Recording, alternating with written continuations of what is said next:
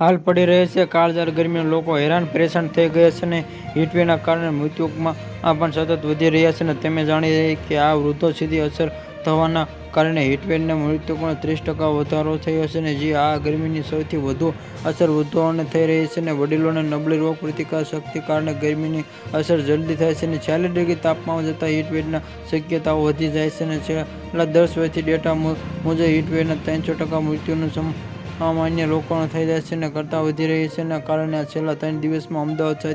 સાથે અમરેલી, સુરેન્દ્રનગર, કંડલા અને ઈડરમાં, ગાંધીનગરમાં તાપમાનનો પારો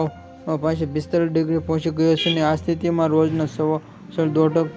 હીટવેવના થઈને સંબંધિતમાં 2013માં અને 1100 મૃત્યુ થયા હતા. અમદાવાદમાં પહેલા શહેરના બંને જગ્યાએ હીટવેવના એક્સપર્ટમાં અમદાવાદમાં આવેલા વડોદરામાં 5 દિવસ 19 લોકોના મોત થયા. ગુજરાતમાં કાળઝાળ ગરમી મહત્વપૂર્ણ થઈ છે. સોમવારે 11 શહેરમાં તાપમાન ડિગ્રીમાં આજે તાપમાનનો પારો ઉંચકવામાં આગાહી છે કે ગરમીના 3 વ્યક્તિઓ થવાના યાદના 3 મોત થયા છે અને 5 દિવસ અત્યાર સુધી 19 લોકોના મોત થયા છે.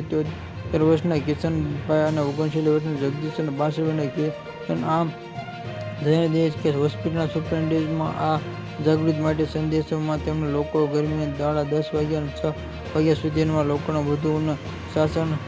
અને પાણી પીવું જોઈએ અને પાટણ ગરમીને છાશ પીવું જોઈએ અને આ બેસ્ટમાં પેટલેલા 35 વર્ષના યુવક અને 35 વર્ષના સેના ખીમાભાઈ અમદાવાદના વડનગર જેવા આ યુવક સ્ટેન્ડર આવતું હોવાનું જણાવે તે દ્વારા બેભાન અવસ્થા મળી ગયા છે અને 108 દ્વારા સીધી રીતમાં અને હાર્ટ એટેક જોવાનો પ્રાથમિક ગરમીના હાર્ટ એટેકના મોત થવાનું તબીબે જણાવ્યું હતું.